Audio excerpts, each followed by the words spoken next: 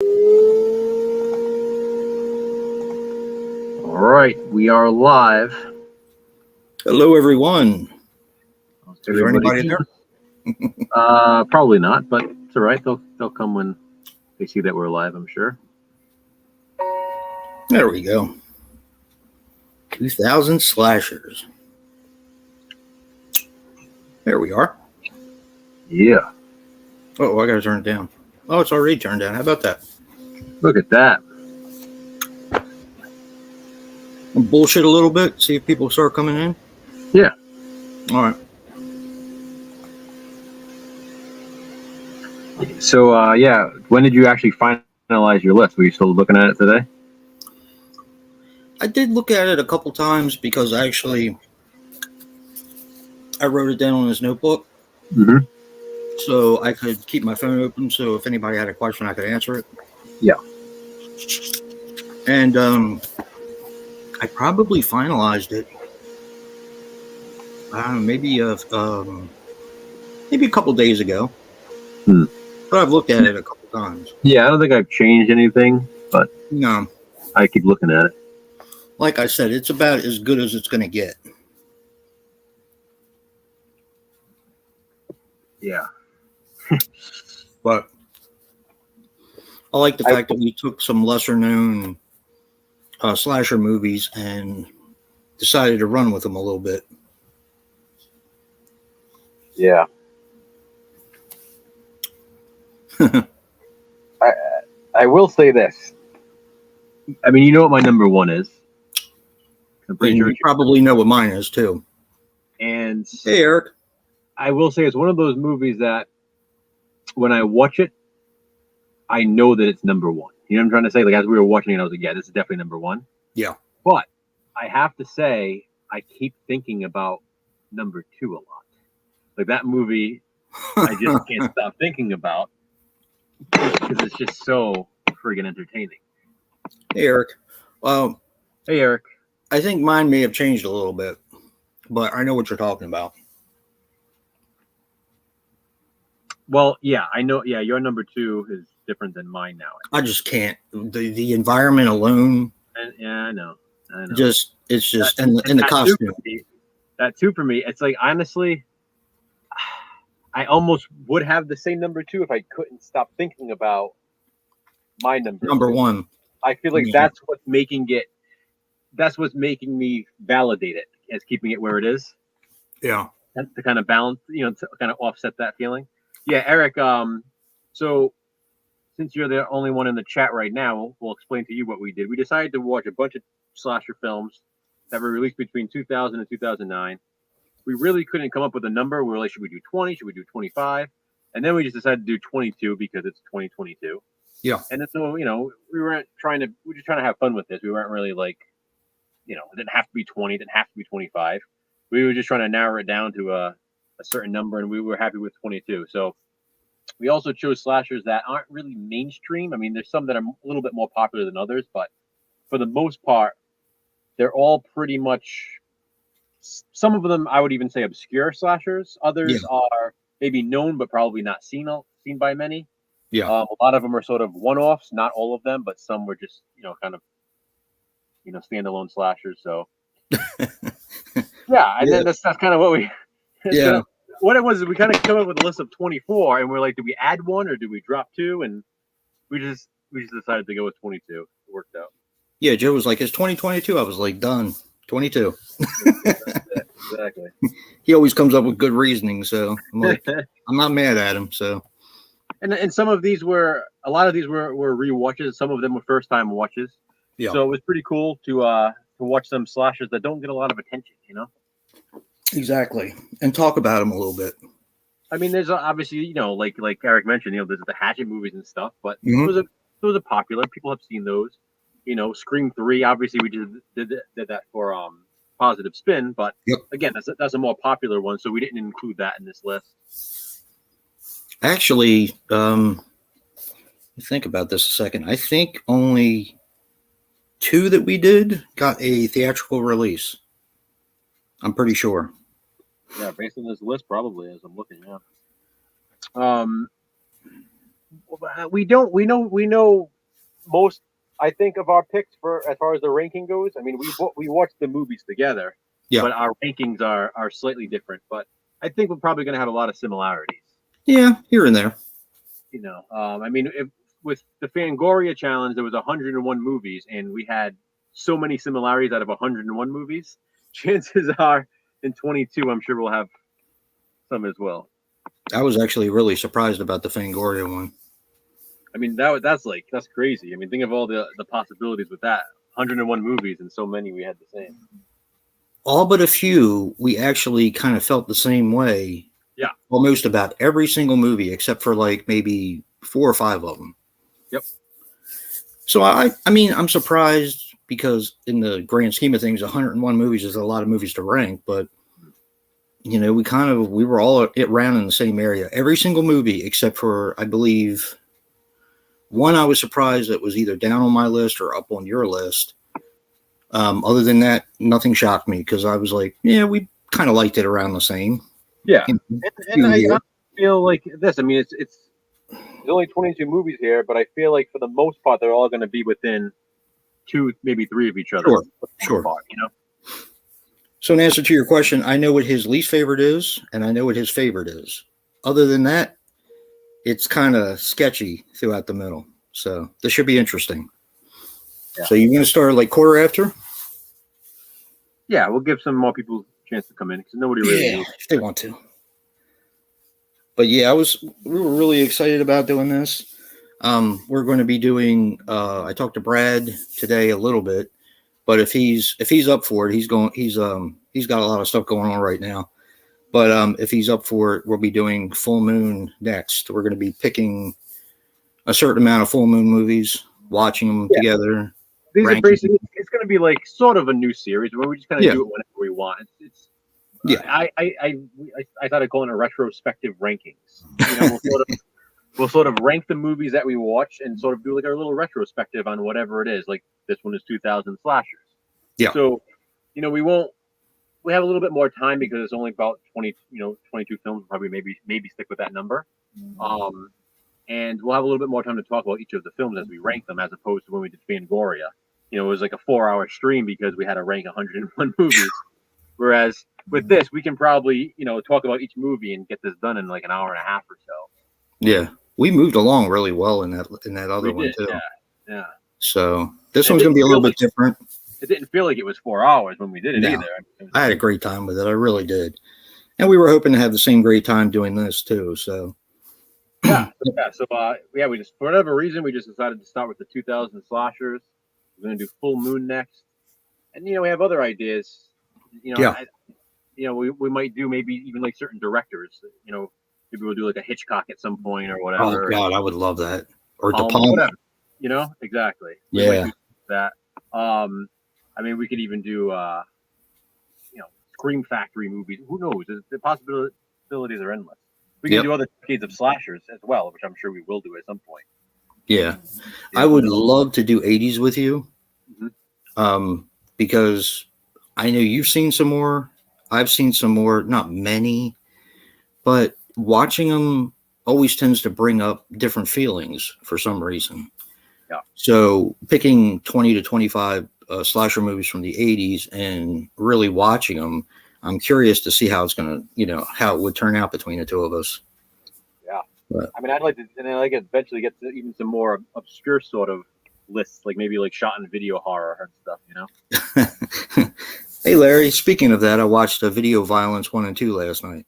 Nice. Hey, Larry. It was fun. It was fun. Exactly, Eric. Anchor Bay, Troma, stuff like that. Yep. But yeah, that's what we hope to start, like a little. I mean, it's like an every once in a while sort of thing. Yeah, because we have the other series going on too. So. Yeah, and we'll also be ranking the movies in the Fangoria Challenge when that's over. Tearing the Aisles, yes. Yeah, Tearing the Aisles. And we're also going to watch the television cut. Maybe we should do a live stream on the television cut. We could. Yeah, we'll do that. But yeah. We're also going to be doing a live stream next Monday night. Yep. That's August 8th. So me, Jason, and Brad will be doing that. We're going to be watching Once Upon a Time in Hollywood. Yep. It's the anniversary of the Manson Tate murders. So we decided to watch Once Upon a Time in Hollywood. And it'll sort of take us into that midnight hour when the murders took place. Not to be morbid, but it's just fitting for the movie. It's been long enough. I think it's okay to talk about. Yeah, I think so. 69. I mean, yeah, Eric. Yeah, thank you, dude. First one will be this week, so Wednesday is our first one. Yep. We got that already set, ready to go. I'm ready to roll with that, definitely. Hey, what's up, Brian? Hey, Brian, how's it going? Good to see you here in the stream. Yeah, we're going to be starting in a few minutes, maybe 8:15, 8:20, see what's going on, get some more people in the stream, and we're going to go over 22 movies that we watched.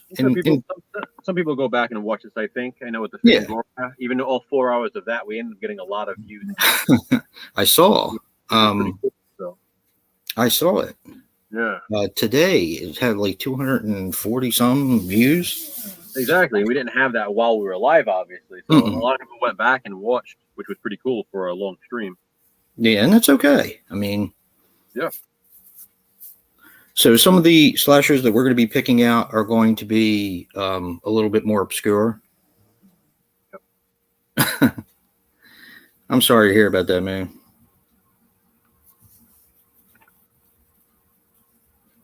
Yeah. Well, hopefully this will cheer you up a little bit. Talk some slasher movies and have a good time. Sit back with a beer or whatever you got, and I'm sure you've seen most of these, Brian, because he always hung with us on the him and Eric both actually hung with us on the Slashback challenge. So yeah, and there's one in particular that I know Brian saw because him and I have talked about it in the past. And it's one that was a first time watch for me that I was actually just talking about a little while ago. Really? Yeah. Okay. Well, that fan of that one. So. Spices things up a little bit. Oh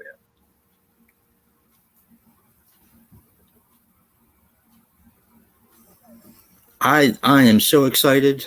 I am too, Larry. I can't wait to see it. Yeah. I'm happy that it's out on Blu-ray before it even gets released on Netflix because I'd rather buy it and watch it. Have it in my collection.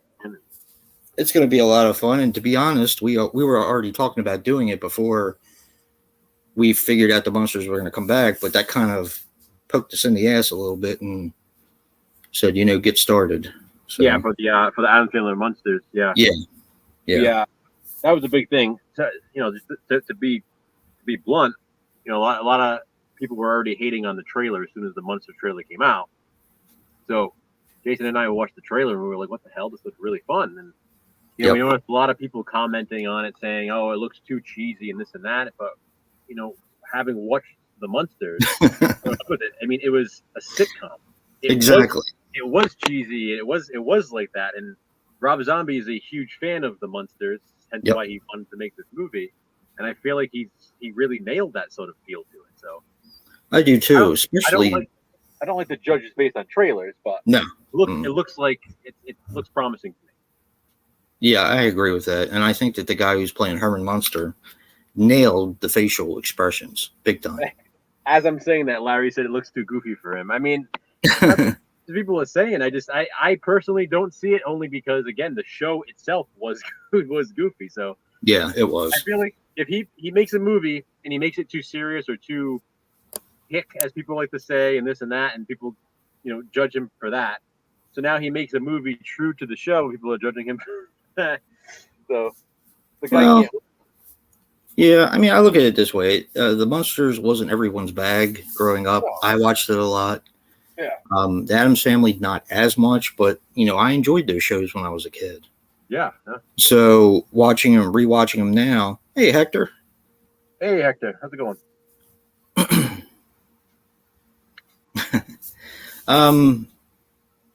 Yeah, it's nice to revisit them now that I haven't seen them in I don't know how many years, Joe. It's been a long time. Every once in a while I catch an episode on like Me TV or something like that if they played them. But other than that, it's been many, many years since I watched them. So,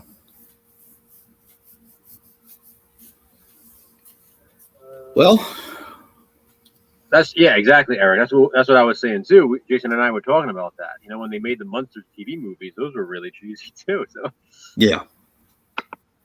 I feel like it would be weird if this movie wasn't cheesy, because then it would feel like the Monsters. Yeah. You know, And it'll be interesting to see him go in a family direction too, because I've never seen him do that in any of his films.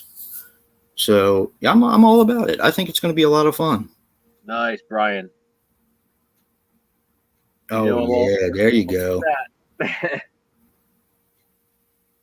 Hell yeah. All right, well, we want to get started with the list. All right. People can catch up if they want to after. We're going to be going from least favorite, of course, to favorite, and we're going to start at number 22. Let me before we can do it, let me one more time, because Eric was the only one in the chat before.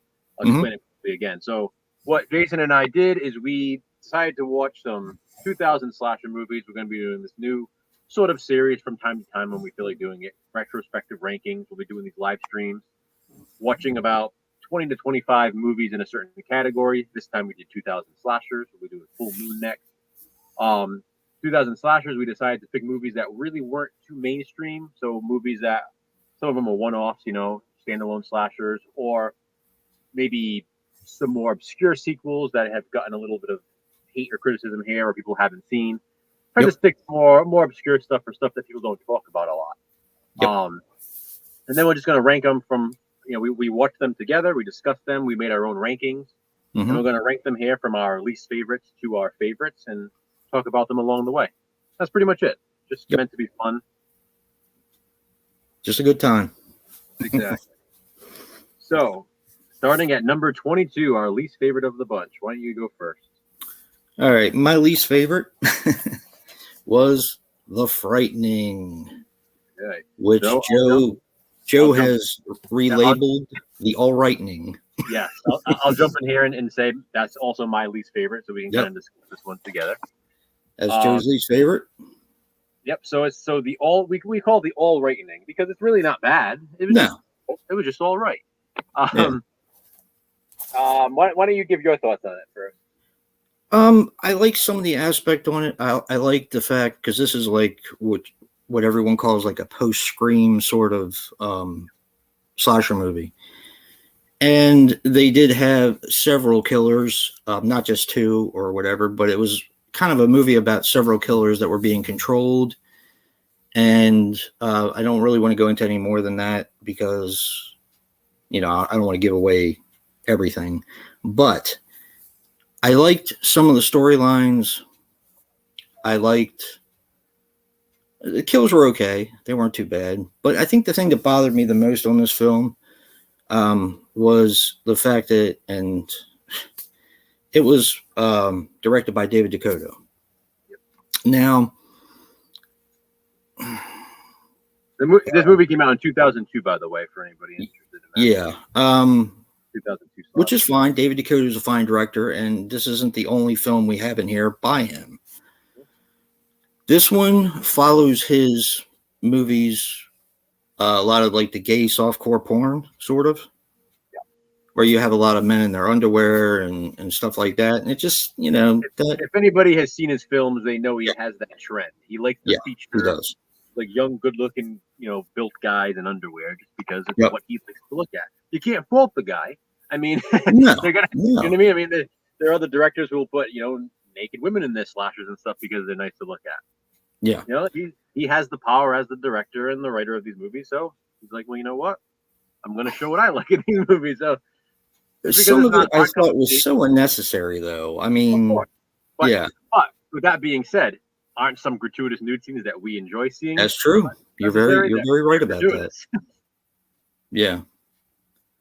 It seemed a little bit on the cheaper side too. It did. So the only thing I want to add to it is what I did like about it is the spacing of the kills. Yes. I feel like there were a good amount of kills throughout the film. Like it starts with a kill, an opening Mhm. kill. There's not long time in between where there's a story there, and there's obviously a lot of dialogue, but Yeah. you don't really get bored because just as you start to feel like, okay, I hope something happens, something does happen. Yeah. And there are a lot of movies that you really can't say that about. So I do credit this movie with that. The kills were sort of spaced out as they should be. And it's not exactly one that I necessarily wouldn't revisit. I'd watch it again. Absolutely, yeah. I mean, it's not about, I don't want people to take it the wrong way. It's not about the whole gay thing because I love Hellbent, and that is a very, very gay slasher. Yeah. But it reminded me of some of his other movies like 1313, Creepy Carrie, or, all the ones that he did that were like that focused a little bit more on the men in the underwear than the kills and I'm there for the kills. Exactly. It was gratuitous men in their underwear. All right. On to number 21. What do you got? All right, I will go first. Number 21. Okay, I thought this was going to be easier. All right. My number 21 is going to be, and this is the only way I have it, is Bleed. That is also my number 21. Are you kidding me? The same way. Yeah. That's awesome. All right. Bleed was actually the very first movie we watched for this challenge, and I really liked it. I just thought I was going to like it a little bit more, and I think the one thing that bothered me is there wasn't enough of the guy in the mask because the mask was really creepy for me. On the other hand, I like the fact that the kills were pretty brutal. It had a killer opening, an absolute killer opening. I thought the opening was brilliant. And, I mean, let's be honest. Towards the end of the movie, it did sort of start to fizzle out a little bit. Like the beginning of the movie was so strong, and then you get to the middle, which is strong, and then it starts to kind of peter out towards the end. So I agree. Yeah. What I'll also say about it is I really like the concept. Yes. For anyone who hasn't seen it, it's not really a spoiler. It's like basically Debbie Rochon plays this girl who meets this new group of friends, and one night at a party, they're all drinking, hanging out in a hot tub. She finds out that they're all part of a murder club.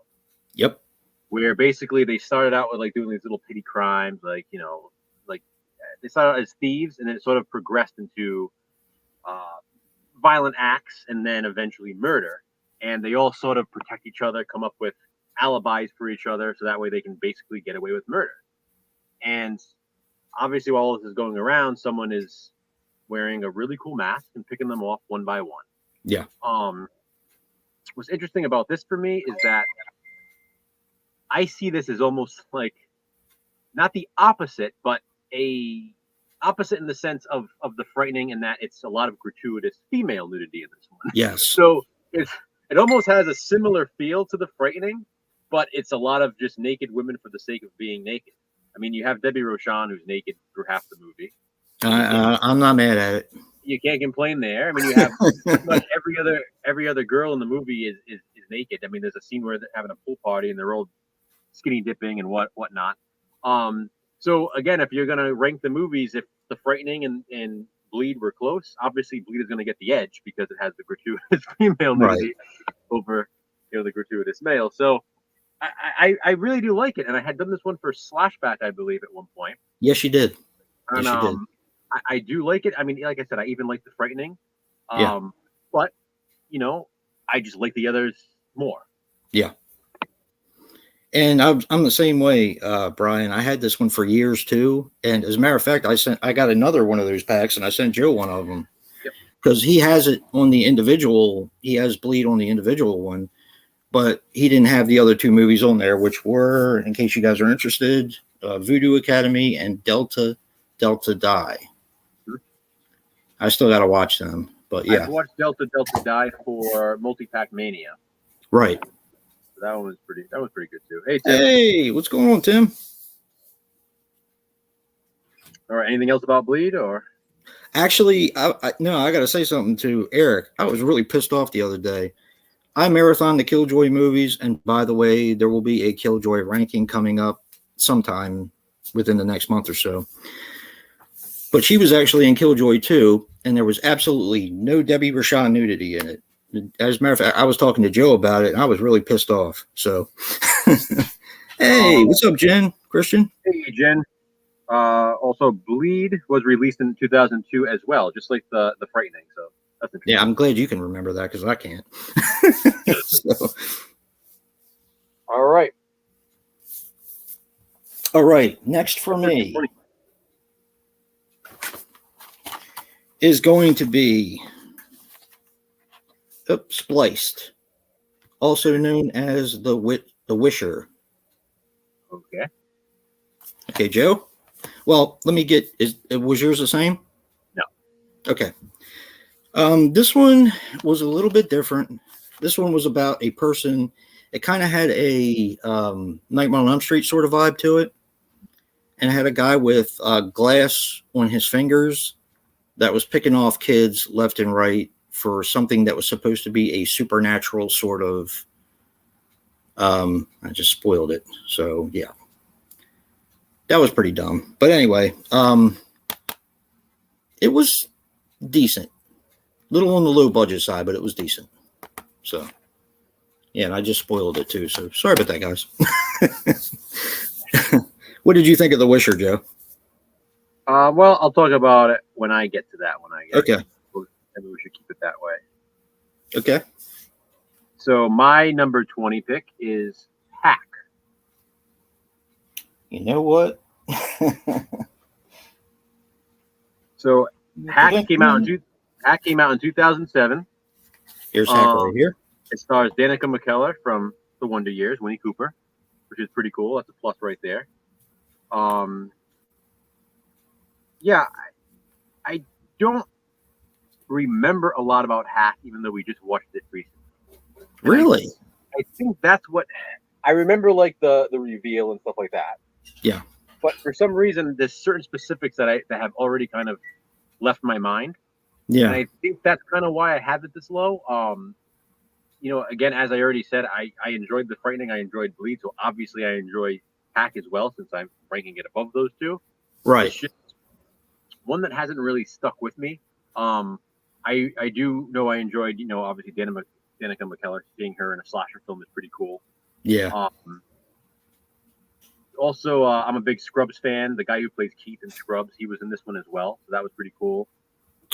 Yes, that's right. You told me about that.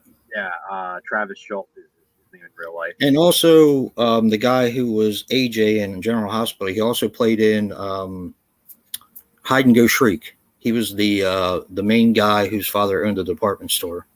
Yep, and Juliet Landau, she plays Drusilla in Buffy the Vampire Slayer, the TV series. She was in this as well.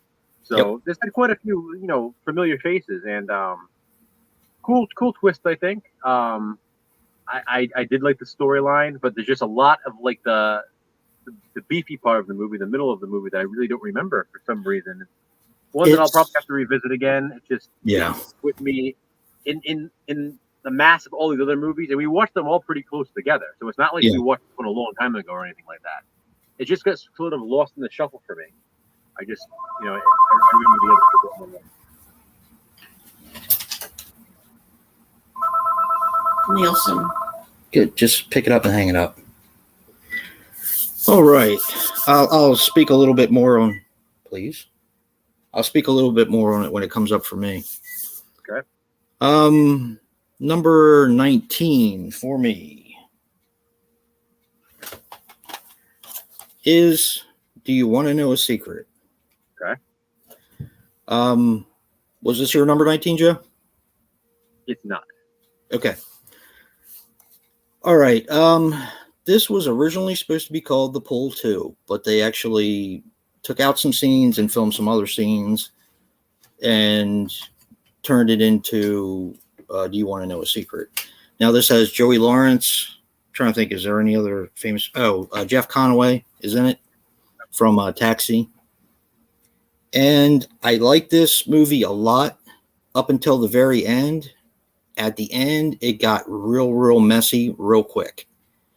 And and I think that it hurt the film for me. And plus, the mask I liked a little bit less than I think you did, Joe, because I thought it was a little teeny bit goofy. See, I liked it just because it was different, but I can understand that. Yeah, it was a little goofy, but it wasn't a game changer for me, but it did drop it down to number 19. And this was actually the one for me, Joe, that moved around the most. Yeah, it might have been for me too. And then I sort of figured out a way to place it, and I'll explain why when I get to it. Okay. All right. You're number 19, Joe. My number 19 is Spliced. So this is where I put Spliced, which you I just put it away. That's all right. Spliced was also from 2002, also known as The Wisher. Mm-hmm. Jason already mentioned, the killer has like the glass sort of Freddy glove. Is basically what it is. It's like glass pieces on the hand, which is a pretty cool weapon. I think what I like the main girl in this one. There's something about her that I liked as the main girl.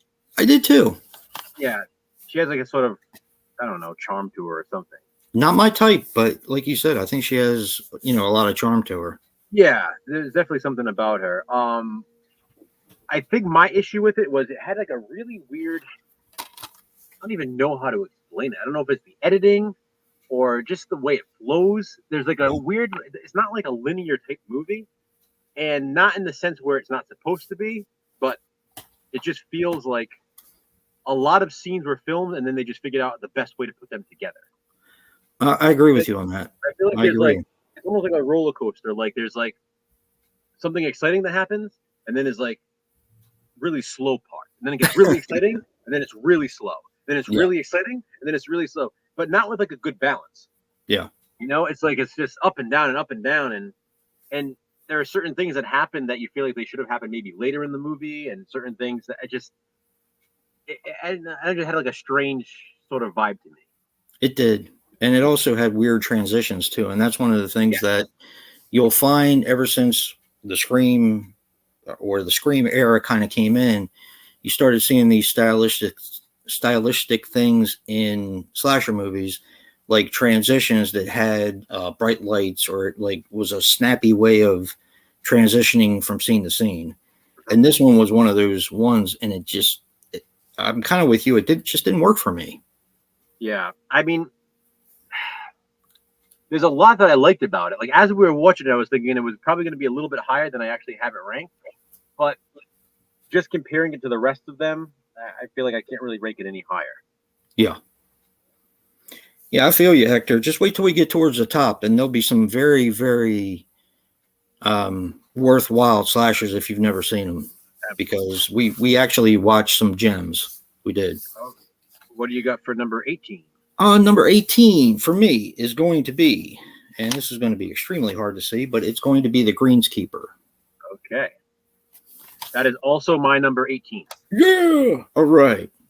So the Greenskeeper is once again from 2002, and that wasn't planned, but we have a lot of 2002 slashers on this list. Yeah, we did.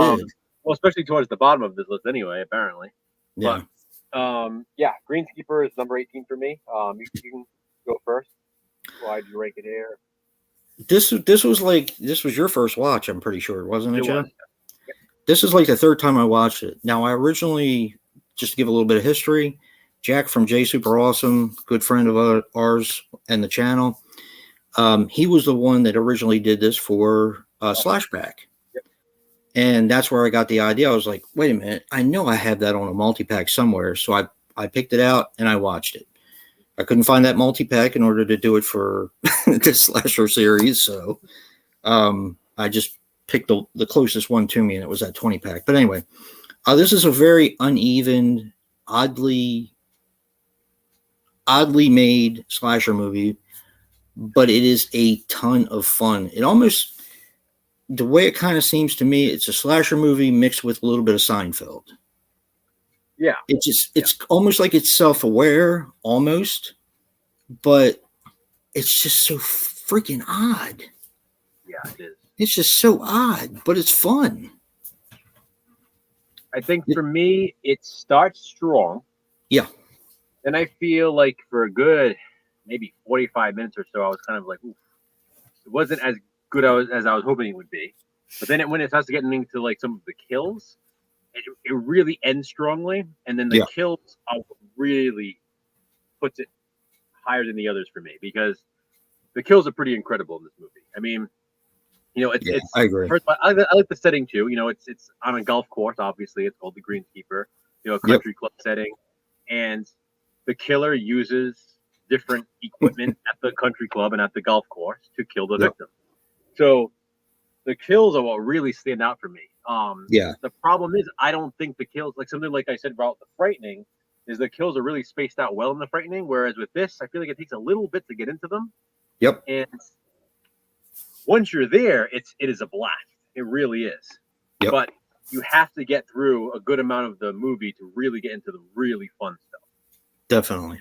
And that's just how I feel about it. And you kind of have to be in the mood for that sort of comedy in order to enjoy the rest of the film. I think if I had to watch this maybe on a different day, I might have liked it even more. Yeah. I might watch it on a different day and liked it even less. I think it really depends on what your mood is going into this. I do like it just a teeny bit more every time I watch it. And I think that makes sense. I think I would probably the same, because now I know what to expect even more with it. Exactly. That's what does it for me. I think I was expecting really good kills. So when when we were watching it and it was my first time watch, I was like, well, where are these kills and when do they happen? And we got one here and there, and it was okay, that's kind of cool. But then it was like a little bit before you get to the really good stuff. Yeah. And but like I said, once we got there, I was like, okay, here we go. Like, this is fun now. It's like one after another, after another, after another, and they're really creative kills. And there's a cool reveal at the end. Some fun stuff that happens, with the twist and everything like that. So, yeah, number 18 for me, the Greenskeeper. Yeah, definitely. And this is also another one that has that stylistic transitions. Although in this one, I think it worked a little bit better than in Spliced. I agree. Yeah, it was just put together a little bit better. But that's not to say, I mean, we liked every single movie on this list. But then again, everybody accuses me of liking everything anyway. So, I mean, that's not really a big surprise. I got accused of that the other night, too. I was like, well, for me, it's easier to like than it is to hate. What can I say? It is. I mean, I don't see why. I don't know. Some people just feel like you have to hate everything. And I rather look for the good in something and enjoy what I can. Exactly. I mean, it's like a metaphor for life. I mean, if you're going to go through life being pissed about everything, then what the hell's the point of living? You might as well enjoy what good you have, Exactly. All right, so number 17, what do you got? Number 17, I have maybe the biggest surprise on the whole thing for me, and it's going to be Final Examination. I knew you were going to say that. Is this your number 17? It is not. You ranked it higher. Okay. A little bit of history with this one. This is also one that Jay Super Awesome did for his slasher archives that he's doing now. He was not a big fan of this, so I wasn't really sure what to expect. And I think that's kind of why Joe and I watched it a little bit towards the end of the challenge. It was in the bottom half of the challenge. So what this is, though, is this is a softcore porn movie and a slasher movie put together. And I had a blast with it. I really did. I know it says in my pick right now, but I have to say the same thing. The movie is a fucking blast. It is. It's a blast. And it also has those stylistic transitions between scenes that are really popular with the 2000 slashers. But in this movie, it didn't bother me. It had no business being as entertaining as it is. Exactly. 100%. 100%. What about you, Joe? What's your number 17? My number 17 is Do You Want to Know a Secret? And okay, so I like the setting. I like the Florida setting. For some reason, I like Florida settings. That's a big reason why I love Creature from the Black Lagoon. I don't know why. I like Florida settings. The docks and the boats and all that. We talked about this when we watched it. I wish Joey Lawrence was in more horror films. I know he was in Urban Legends, Final Cut, and he was in obviously this, and did a few things here and there. He's in Rest Stop. Rest Stop, yep. I think it might sound funny to people. A lot of people remember him in Blossom and stuff like that, but I actually think he's a pretty good actor, especially in roles like this. I feel like he has like this confidence to him. He has like this charisma to him. He just he has an on-screen presence that I think is important for the Yes. roles he plays in these movies. Um, I really did enjoy seeing him in this, and yeah, I just had fun with it. The reason why I have it ranked here is because I feel like it's very close in certain ways to my number 16, which is next. But I enjoyed number 16 more, and I find it more entertaining, which is why I have Do You Want to Know a Secret at number 17, and that came out in 2001, by the way. I think our next one may be the same one. Well, So- let me go first for this one. Okay. My number 16 is not the same because my number 16 is Final Examination. Oh, okay. All right. So, like we said, as we were watching it, I felt like Do You Want to Know a Secret was sort of like Final Examination, only without the softcore porn. That's and true. Do You Want to Know a Secret was set in Florida, whereas Final Examination is actually in Hawaii, which is another positive for me with Final Examination. I loved the fact that it was this class reunion in Hawaii. Like, you don't see a lot of slasher film in that setting. You know, Yes. like what? You don't have a lot of Hawaiian slasher films, and I That's, thought that was. I don't pretty think cool. we have any except for this Yeah. one. I Yeah. really thought that was pretty cool that they actually went there and they filmed this slasher film on location in Hawaii, and it was pretty cool. I really like that about it, and like Jason said, it was just really really fun. I had so much fun watching it. It was so entertaining, way more entertaining than it should have ever been. Yep. The softcore porn in it too isn't like that uncomfortable, like awkward where you're like, "Oh, this is weird." No. It's more like it's so like cheesy and funny with like the way the music is, and like this random character, like this dude had his girlfriend die and he was banging this other chick right after. It's like it feels like if a soap opera had porn in it. You know what I mean? Like it almost plays out like a soap opera slasher with softcore porn, and it's interesting in that. And I this really isn't a spoiler because I don't feel like you could guess it. I feel like somebody you might think is the obvious killer might end up being the killer, but then there's all these other red herrings too, where you're like, okay, no, it's got to be this person. No, it's going to be this person. So I think they did a good job of throwing you off as well. They did. They threw me off too. And this one also stars Debbie Rochon, by the way. I don't think we mentioned that. No, and you do get some. Well, let's just put it this way: they cast some really pretty people in this film. Yeah. So I think Jen, there's Jen. enough for everyone in this film. Yeah, it's enough for everyone. This was my biggest surprise too. So when you said it was your biggest surprise, because when we watched it, we were not expecting it to be what it was. Nope. For some reason, I was picturing like a school slasher. Yeah, I don't know why. You know, called Final Examination. I pictured it on like a college campus for some reason. I wasn't picturing it at like this nice, luxury hotel in Hawaii. With great scenery and pretty cool kills and stuff. I really really enjoyed this one. I was laughing the whole time in the best way. Not even like laughing at it, like just enjoying it, like having a really fun time. There are some parts in there that were just laugh out loud funny. I mean, I'm not gonna lie. I considered putting it higher. I mean, me too. Just because of its entertainment value. And it actually was higher on my list until we watched too. some of the other ones. Exactly, me too. So, all right. So you're number 16. All right, my number 16 is It's Bloody Murder. Okay. Now this is one, of course, my relationship, which I talked a little bit with Joe about. I actually bought this, not this DVD, but I bought it on VHS in Hollywood Video, and it was in the dump bin, along with movies like Lover's Lane and so on and so forth. And of course, I bought it because of the Hockey Mask Killer, and I actually had a good time with it. Now, with that being said, and I know Joe feels the same way about this, I like part 2 better. Always have, but it seems like I like this one just a little bit more every time I watch it. Yeah. I don't think it'll ever replace the second one for me. No. Or what was supposed to be the third one, which is The Graveyard. But this is a fun movie. And I mean, where else are you going to get a killer named Trevor Morehouse? I mean, that's just like the stuffiest name ever. Exactly. So, but yeah, this one's a lot of fun.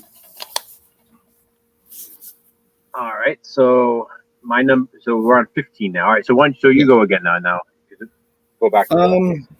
My number 15 is one that you already talked about, and that is going to be Hack. Okay. Now, this was a first time watch for him. I had seen it a couple times, so I do remember a little bit more about it. And I think if you watch it again, Joe, it will hit you a little bit different. But this is about a bunch of filmmakers who go to this island to be taught by what is supposed to be a mentor for their curriculum. So what happens is they end up going there, and there's a person on the island, or persons, depending on how you look at it, picking them off one by one. And this is another movie that I really do feel like Joe said with Final Examination that it had no reason to be as good as it was. Yeah, exactly. It just it was a lot of fun. It's a lot of fun. It has a bunch of stars in it that you don't see in a lot of things anymore. And the kills are really brutal in this one. Yeah. And the ending is, while it's not a surprise, I feel like they spoiled the ending a little too quickly. Yeah. It almost goes into a different motivation for what's happening. And I'm like, well, okay, since they have a motivation that they haven't explained, I'll let that go. You know what I mean? Yeah. So I remember saying this. See, now I'm just bringing back from when we watched it. I remember when we talked about this. I feel like I felt the same way. Like the reveal came a little too early, but because of what they do, they kind of didn't have a choice because of something that follows. So if they didn't reveal it when they did, they would have been kind of pushing too much stuff together at the end, in the last few minutes or so. So yeah, I understand why they had to go that way. Yeah, definitely. Your number 15, rather? My number 15 is from 2001, and it is Final Stab. Oh, okay. I expected that one to be a little bit higher.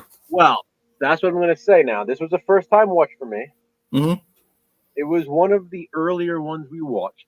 Again, it's not like we watched these long ago. We just watched them recently. Yeah, so we went through most of them in about a month. I think it would probably rank higher if I watched it again because I really did like it. I like the concept. I just think, again, it kind of got lost amongst some of the others. Yes. I really like the mask in it. Again, I like the sort of motivation behind it. I like the look of it. It has a kind of like it's really dark. I don't know. It's like just sort of a sinister look to the whole movie. Yeah. The way it's lit and everything like that. But yeah, I like that. Like the concept, like the fake sort of like murder party thing, like like a mystery weekend, like the Saved by the Bell episode. Yeah. Like I really like that about it. Definitely one that I want to watch again, and I'm pretty sure it would probably rank higher when I do. Yeah, I think so too. And this is the other one I was talking about with Dave. Well, I'll just go with number 14 because my number 14 is actually Final Stab, and we can talk about it a little bit more. It is another one by David Dakota, and I like it better than The Frightening, although The Frightening had a little bit more of an original idea, I think, for my taste. I agree. But this is more of a kind of by the book slasher movie, where you get brutal kills, and the mask is cool, the people are pretty, and he did this one right. He really did, in my opinion. He strays away from all the male and the underwear. Yes. There's still a little bit in it, but it's not as much as it normally is. It's not like noticeable where you're like, oh my god, here we go again. Right, exactly. But this is a really fun movie, and I know that they put this out on is it Unearthed or now I can't remember which one put it out, but they put it out. David got in the Blu-ray of this. So, but yeah, it's a good movie. Definitely a good movie. What's your number 14, Joe? My number 14 is Bloody Murder. There we go. That's why I had it. I knew it had to be around here somewhere. Dancing around. Yep. Bloody Murder. Same thing that you said. I prefer the second one.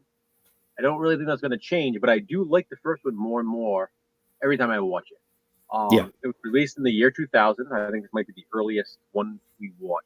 When it comes to release date, I think it's I'm not sure we have anything else released in 2000.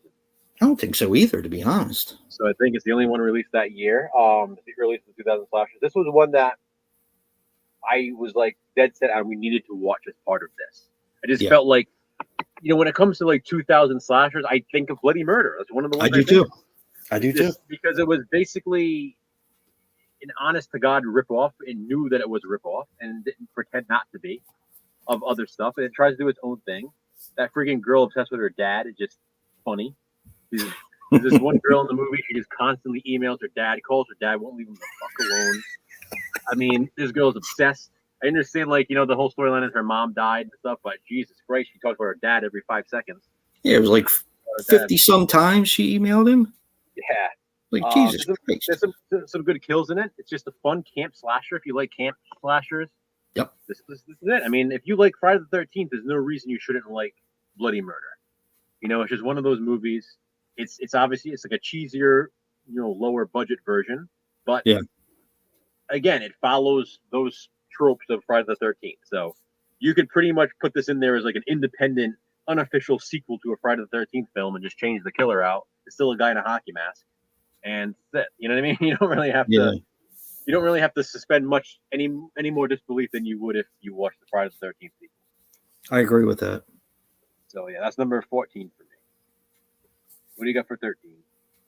13 was the biggest disappointment for me. While I still really like the movie, this was one of the few that got a theatrical release. Nice. And Stay Alive. Oh. I knew you were going to be like, what the fuck? So let me explain. We're not far off, so. This is a very good film, but and I realized why I don't watch it more when I watched it with Joe. And that is the end loses me. Yep. I don't care about the video game. I don't. By this point, I like it when it's, how do I explain it? I like it when they're playing it and then it starts happening the same way. But when they get to the actual video game itself, when they're kind of inside the video game, sort of, I just don't care anymore. I don't know. It bothers me that I feel that way. Yeah. Yeah, I'll talk a little bit more about it when I get to it, but I definitely get that. Yeah. I was very disappointed, though, because I really used to like this movie a lot. Like you, I used to watch it a lot when I first got it. And I'm curious, though. I want to see the regular cut of this movie again. So I'll have to keep an eye out for that. Well, okay. So why you're saying that, again, this isn't my 13th pick, right. But that's fine. Stay Alive, I think for me it's the length. The unrated cut is a lot longer than the PG-13 cut. Okay. Like, we're talking like 20-something minutes longer. I think I remember us talking about that. And I honestly think that's what drags down the film. Don't get me wrong, I'm all for more footage, but sometimes stuff is edited out for a reason. Yeah. And it's not to say that I wouldn't like to see the extra gore and stuff like that gave it the unrated cut. They gave it the unrated, version, but some of the other stuff could have been taken out. I may have preferred the PG-13 version with a little bit more gore.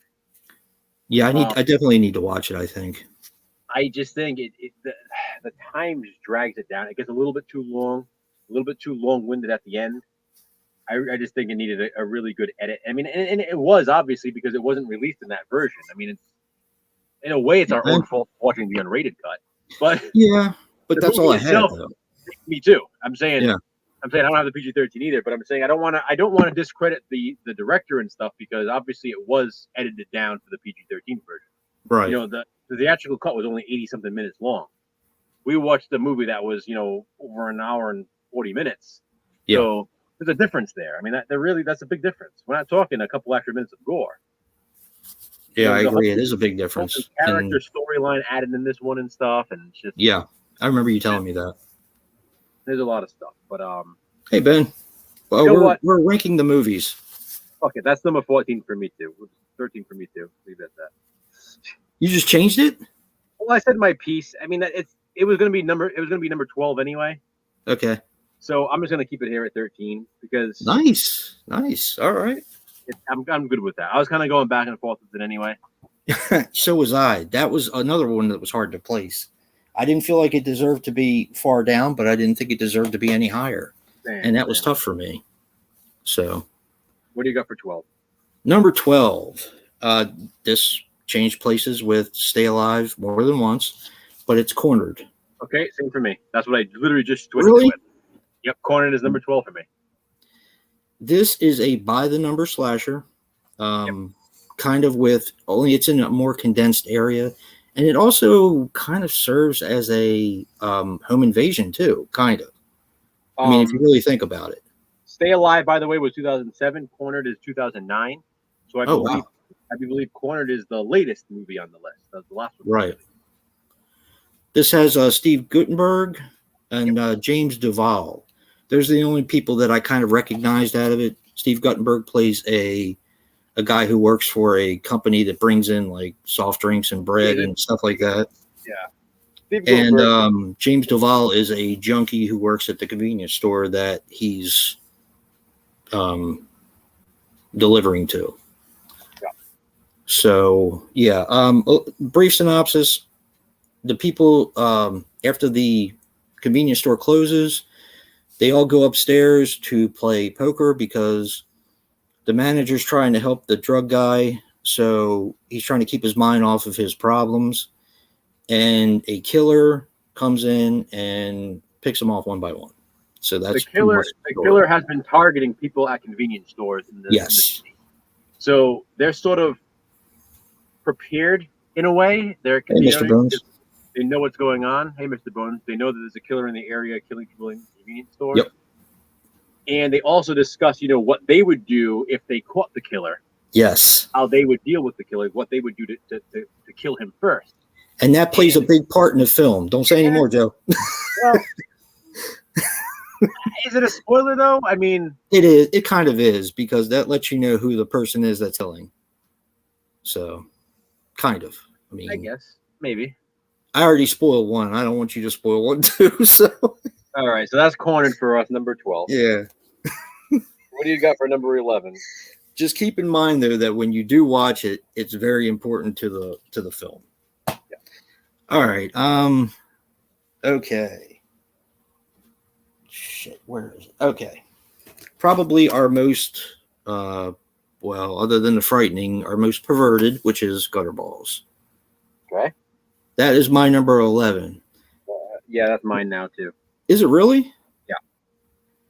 This would have been higher for me. It was higher for me. A lot of the characters are so unlikable. Yep.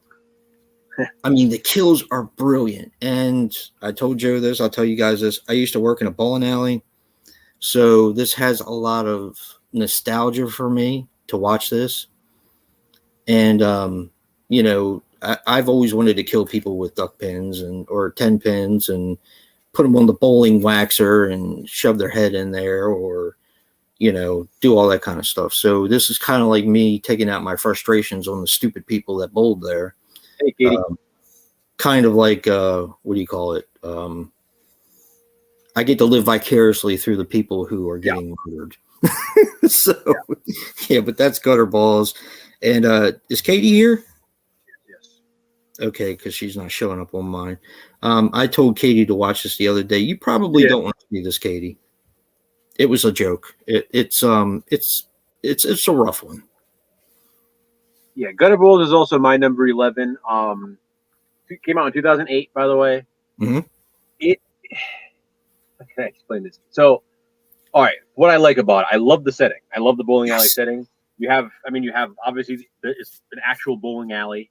So they're in a real bowling alley, like it's filmed on location in the bowling alley. So it's not even just the bowling alley and the lanes, but you also have the arcade portion of the bowling alley, which is really cool. So it's like a slasher film in a bowling alley / arcade. Hi, Katie. It's in that location, like the entire film. It doesn't really doesn't leave that location. You see the couple outside glances of it, but it's really inside the bowling alley the entire time. The killer has a very unique look. It's silly, but it somehow works. It does. the kills are again sort of like with the greenskeeper. You know, the killer uses all equipment around the bowling alley and things around the Yep. bowling alley to kill the victims. It's very graphic, you know, sexually and with the nudity and stuff. I Yeah. mean, you know, in the opening scene, one of the girls is wearing a short little skirt and she's bowling with no underwear on. So you get the idea of what you're in for within like the first few minutes. Yeah, it's very, like you said, it's very graphic. I mean, and it's a straight lip shot. Yes. I mean, it's there's no you know, she's not wearing anything to cover. It's just you know exactly what you're in for. And that's actually the least thing that happens in that movie. Exactly. They go pretty far in this movie. I going back onto what you said with the characters. That's a big flaw for me, I guess, is that they're maybe in some cases too unlikable. I think I said to you while we were watching it, you know, one of the guys in the movie makes Trent from Friday the 13th remake look like a friggin' angel. Like, that Yes, makes he him look like does. a saint. I mean, I hate Trent. You know how much I hate the characters in the Friday the 13th remake? Yes, you do. One of the characters in Gutter Balls, I mean, I just want to strangle the guy myself. Like, I can't stand the fucking guy. I know he's supposed to be that way. So Yeah. he gets that point across. You're supposed to hate this guy. But it could be grueling watching this guy on screen. And by the way, just a plug real quick. Jen's Reviews from the Grave did a review on Gutter Balls last week. That was really good.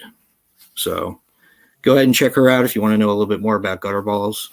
Hey, Ice Lord. Yeah, it's a fun movie. I did have it higher. I just after looking at the other movies on the list and stuff, I realized I was kind of satisfied with it here. Yeah. I had it higher too. Because this next, I mean, we're onto the top 10 now, and these 10 are really all worthy of being in the top 10. Hey, Wes, how you doing? All right, what do you got for number 10? Number 10, and this should pretty much give it away if I can find it. Okay. Yeah, we did a positive spin on it. Yep, my same thing. I'll always. Is it really? That's mine. That's my number 10.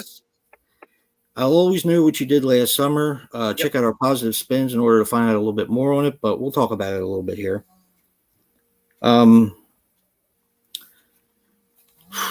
This was 2006, by the way. Yeah, this is a very underrated slasher in my opinion. Granted, I like the first two, but this is not my least favorite in the series. This is probably my second to the first one. Probably not for you, Joe. I know you love I Still Know What You Did Last Summer, and that's one that kind of grows on me more every time I watch it, but yeah. This one is just a straight slasher movie with enough they talk about the first two enough to make it a part of the film trilogy. Yeah. And I think I mentioned that my positive spin is that I feel like people that sort of brush this one off, I don't feel like this is a matter of people really hating it. I feel like it was more a matter of people neglecting it. Yeah. You know? Yeah. And because of the different casts and whatnot, and people feeling like it doesn't really belong in the trilogy, but it does reference the first two films.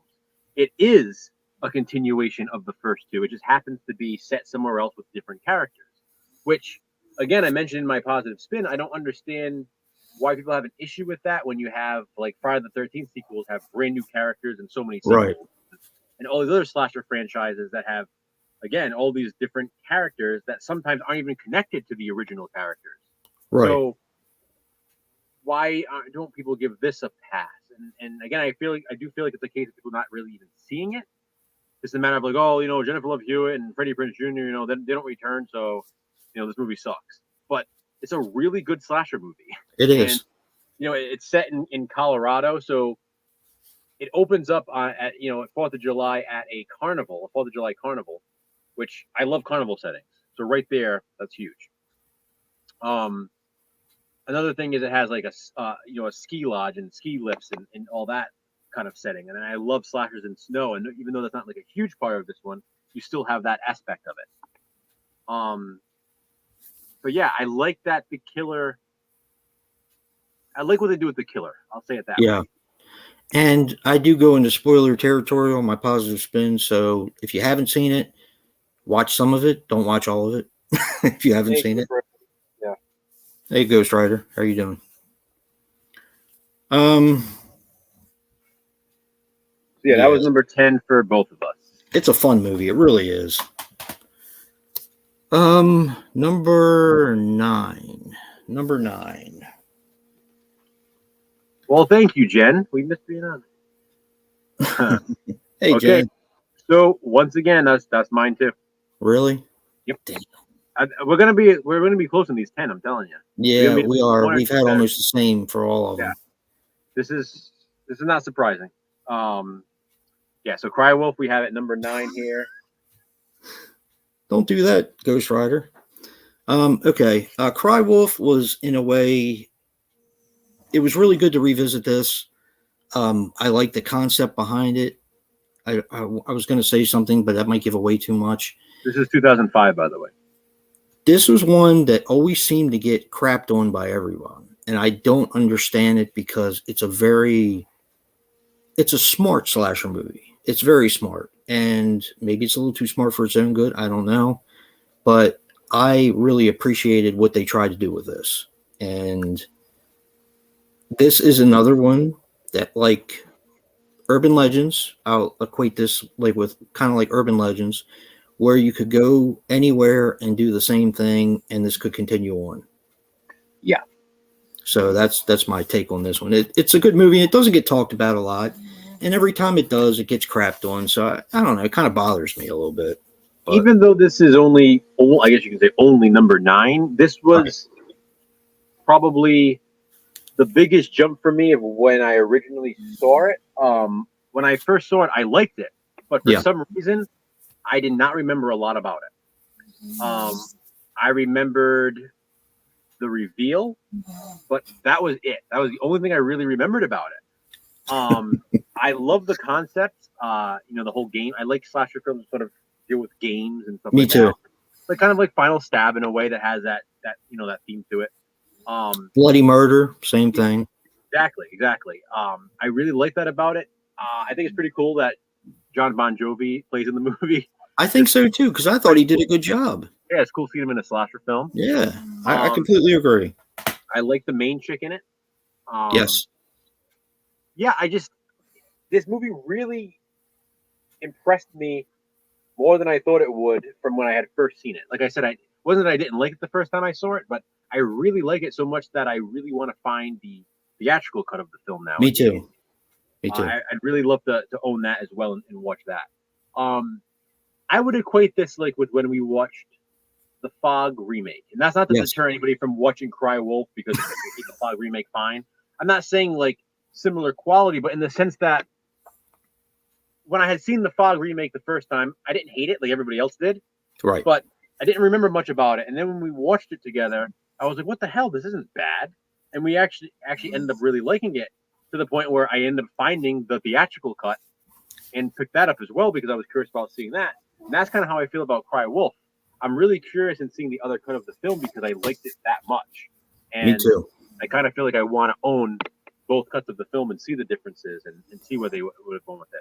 Same with Stay Alive. Same with The Fog. Although you do own the other cut of The Fog as well, but there is good stuff in Cry Wolf. Some really good suspense, like the library scene when they're in the library. Yes. And the way it's lit and everything like that. And there's some good stuff in this. I think I like the look of the killer because I feel like the look of the killer in this is accurate to the storyline. Like the killer isn't meant to be like a creepy masked killer.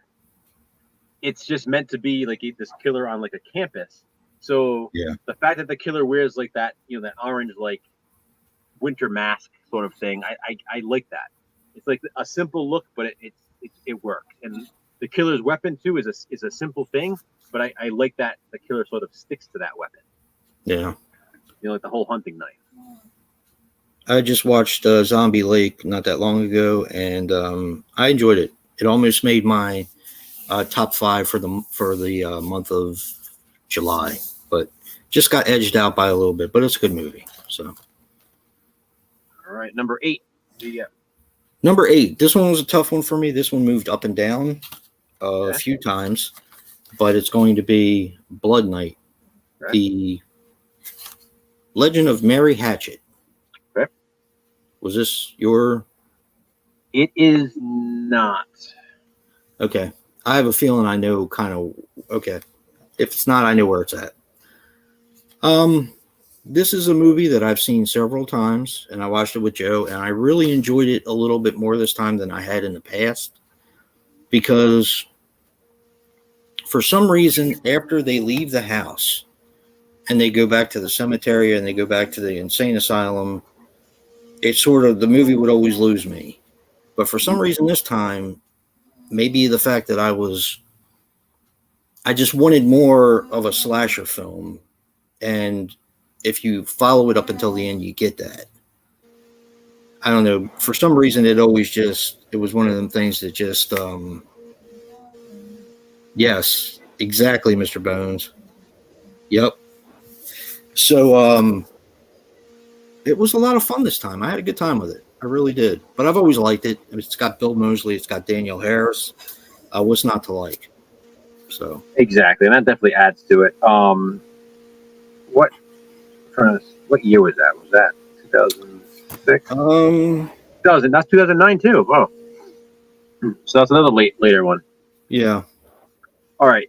So okay, so that was your number 8, right? Yeah. All right. So my number 8 is Cut. I knew it. I fucking knew it. This was also actually this one's from 2002, isn't it? From 2000. Yeah. There's another one from 2000. Okay. It's an Australian slasher movie. This to me again is another one that I will probably rank higher the more I watch it. This was a first time watch for me. I've owned the VHS for a while. I had never watched it. You know, Jason had told me a bunch of times I needed to see this, and it's definitely right up my alley. I wasn't expecting it to go the route that it went. Yeah. I liked it a lot. I really toyed with putting it higher. The only reason why I had it here was because it was a first time watch, and that's not the only reason because there's another first time watch that's going to be higher. But the first time watch that I know I'm going to like more and more every time I see it. Right. And yeah, I really like it. Molly Ringwald plays a good bitch. Yes, she does. Pretty cool to see her in the slasher. Also cool to see Kylie Minogue in the slasher. It is, Mr. Bones. I like the whole filming. I like the whole, cursed movie aspect of the film. Yes. Where, they're finishing this film that could never be finished because a killer took out actors on the set. And, yeah, I did like it a lot. I would probably rank it higher if this wasn't a first-time watch. The mask is really cool, too. The mask is pretty awesome, yeah. Yeah. So that's number 8 for me.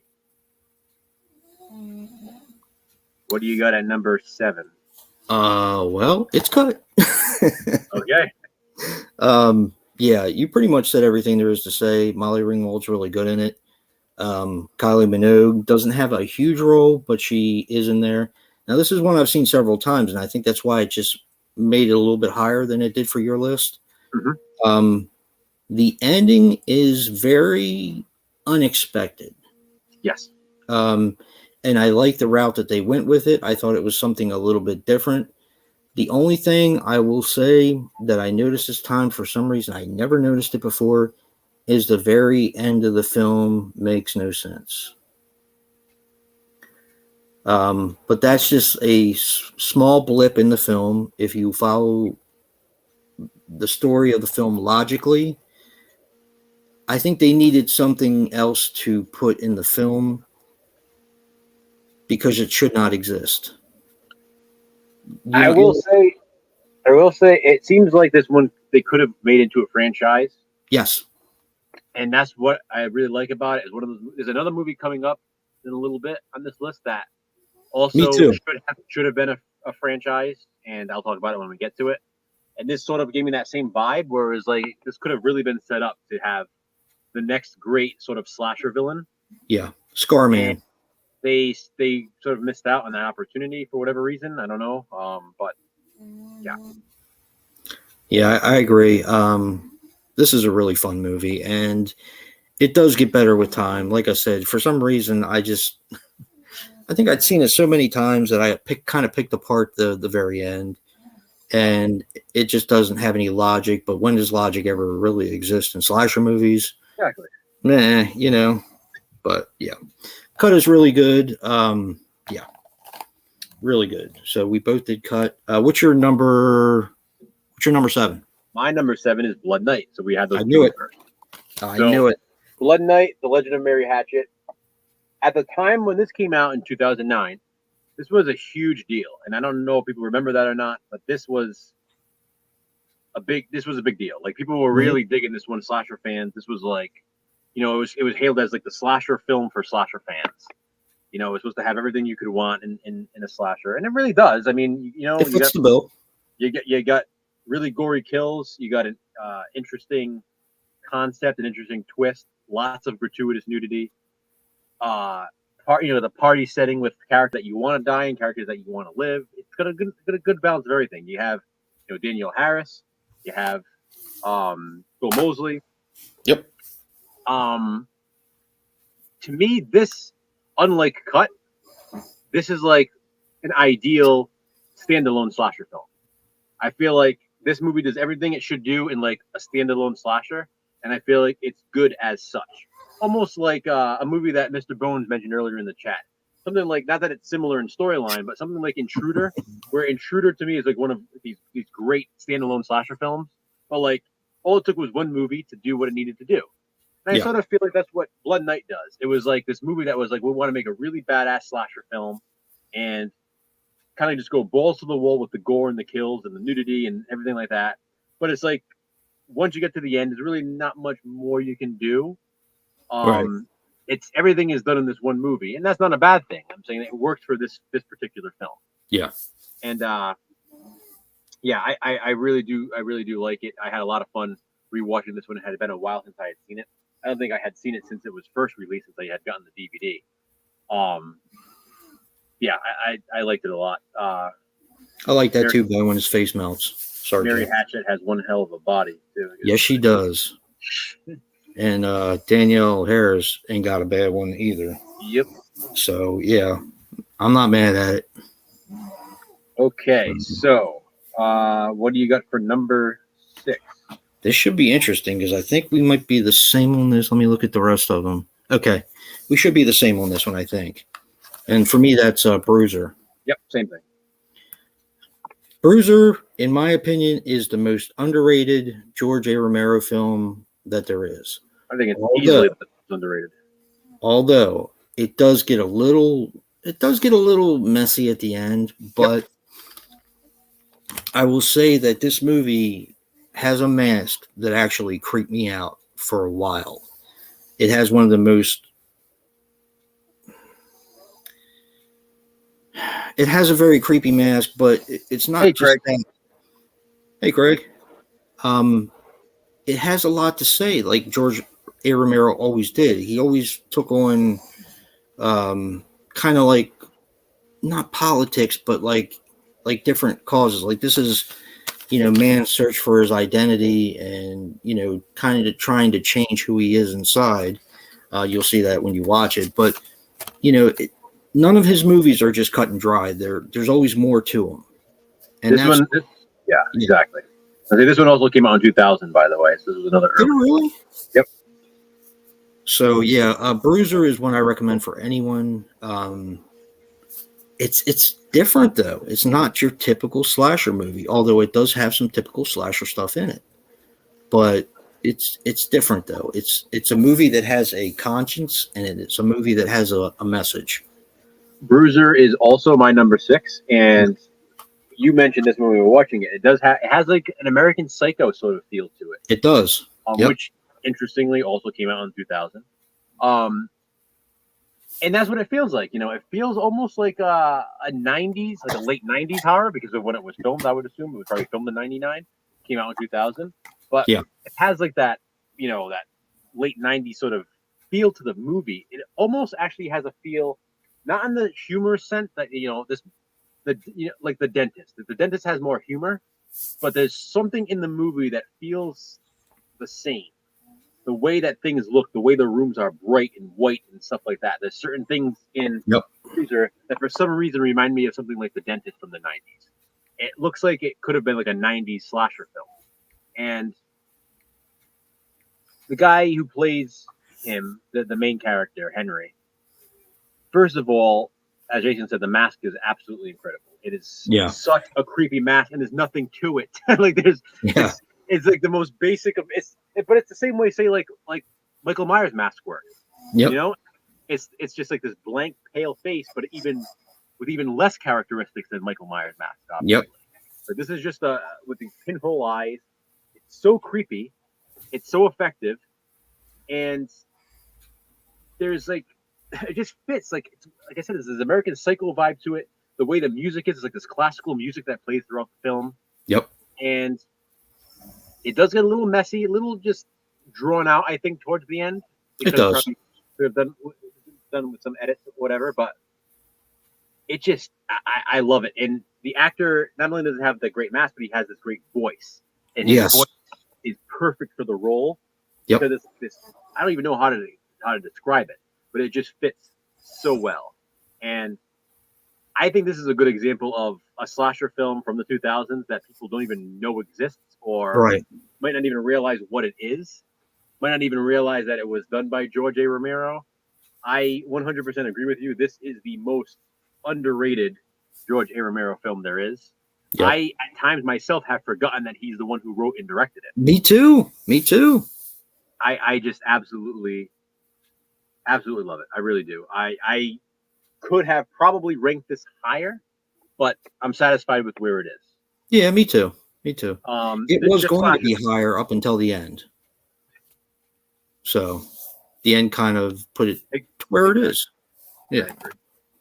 All right, we're into the top 5 now. What do you get for number 5? Number 5. This was a tough one for me. I'm going back and forth there, so let's see. Okay, 5. I have Venom. Me too. Do you really? I do. Yeah. I thought you would have this one a little bit higher. I'm going my 4 and 5. I've been going back and forth, and at one point, this was like number 2, I think, for me. Oh yeah, definitely. We watched this kind of in the middle.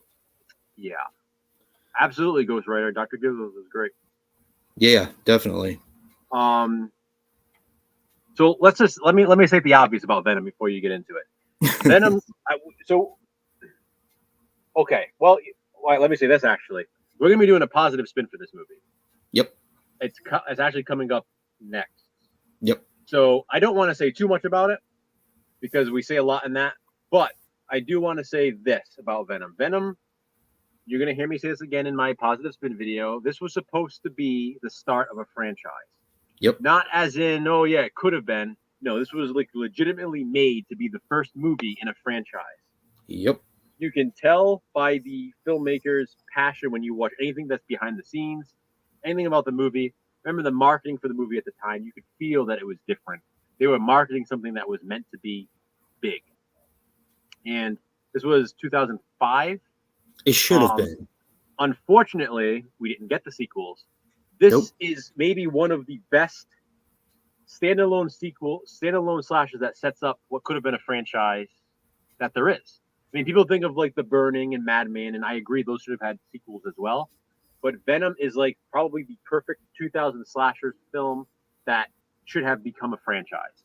Yep. And it absolutely pisses me off that it didn't, because I feel like it does such a great job establishing the killer in this film, and they could have even expanded on it, which I'm not going to say how. This had so much potential with what the storyline is. It did, and I'm pissed off too. There is a clever, unique storyline, but it's not like overly complex where it still follows the slasher formula of like, here's what the storyline is. We're not going to go into crazy depth with it because you don't need to. They give you just enough of a story to understand why what's happening is happening, and then it's just a matter of this really cool looking killer in a really cool looking setting, because this was filmed in Louisiana. Yep. And literally just killing these characters off in creative ways. And there's surprising stuff that happens in it. There is, I don't know. Like I said, I don't want to say too much because I talk about a lot of this stuff in my positive spin. Yeah, me too. It's just a shame that this movie did not become a franchise. I really wanted this to be somehow top 3 in the ranking, Me too. I feel like in a way it should be, but personal preference thing, I guess. There were just other movies that I had to put above it. But if not for certain things, this movie could literally have ranked number one. I mean, Yes. it's that good. It's that good of a slasher. That means that the top 4 are fantastic. Yeah. Yeah. And I was going back and forth with this and my number 4. So was I. Like this could have swapped. I feel like it probably still could, and I'd be fine with it. Because my number 4 is more of like just a personal preference thing. Yep. But Venom is probably the better film of the two. You know what? I think I agree with you. Okay, let's just go with number 3 or number 4 because I think we have the same one. Yeah. My number 4 is Shredder. Shredder, okay. Same thing. Okay. So what separates this and what makes this a number 4 rather than a number 5 is the ending of the film. There's a certain way a kill is set up or was supposed to be set up, and for some reason it always sticks with me. Yeah. So, little background on this film. I think a lot of people have actually seen this now because of probably Code Red put it out. They did a really good job with it. But, this is about a group of kids who go up to a ski lodge that one of their family was supposed to buy and renovate. And they're getting picked off one by one. They're snowboarders. They're getting picked off one by one by a skier who hates snowboarders. And I'll leave it at that. The skier wears all black. It's a pretty cool looking killer. Like, yes, you wouldn't, don't think of, it's just another skier killing people. Like, it's kind of cool. It works. The killer's look. This one was released in 2001. I love the setting. Like you just mentioned, the abandoned ski lodge. Yep. I just think it's pretty awesome. Like it's an actual abandoned ski lodge. Really cool. Great music. I'm a big fan of Ice. Me too. Which is another ski slasher. And yeah, it's just really fun. I like the cast in this one. You have Steve from Full House, who is also, of course, the voice of Aladdin. Yes. He's the main guy in the movie. I always forget that he's in it. Even now, I just forgot again. You got Tracy McKeon, who you may have seen her in a few things. She was in One Tree Hill. She's in other stuff. She's really hot, really nice to look at. Total fucking bitch in the movie, but really nice to look at.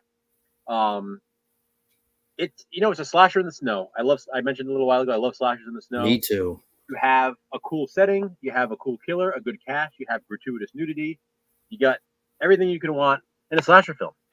I mean, again, it follows the slasher formula by the book, just puts it in a different setting. Instead of being like a camp slasher, it's a ski lodge slasher. Oh, Jennifer, you'll love this movie. It's a lot of fun. It really is. It is. Like Gutter Balls, I wouldn't suggest you watch. I don't think you would like it for some of the content that's in it. But this movie is a must watch. It's a lot of fun. The kills are fun. The characters, some of them you like, some of them you don't. But it's a lot of fun. It really is. It's a fun movie. And that's the thing. It's like I said, I think Venom is the better movie. But Shredder, I just think... It's so damn fun. Yeah, it really is. I feel like it's one you can just pop in and kind of have on in the background too. It's just like a fun, like I said, by the book slasher film in a different setting. I can't believe I'm doing this. Good. All right. Number 3. Mm-hmm. What do you got? You're switching it, aren't you? I did. My number 3 is The Pole. That is mine as well. This movie, why it does not have a Blu-ray. Now, this was the first one. The one we talked about a little bit earlier was Do You Want to Know a Secret? Was supposed to be the sequel to this film. But for some reason, things fell through. They had to record some other stuff, and it just didn't work out. Overseas, it was. I mean, overseas, they filmed alternate footage, and they made The Pole too. Well, this was originally an hour and 45 minutes long. Yeah. I mean, no. Do you want to know a secret? Was originally an hour and 45 minutes long. Yeah. They ended up cutting a lot of stuff out of it, and I think that's where the ending gets a little jumbled, in my opinion. Yes, they didn't know how to end it. Yeah. But this The Pole, movie is amazing. It is. This is It's 2001, by the way, everybody. yeah.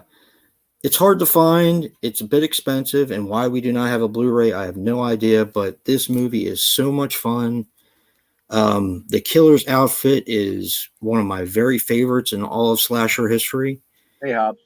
This has absolutely one of my favorite settings, and yes, it's in a pool, but it's more than that, and you got to watch it in order to find out what I mean by that.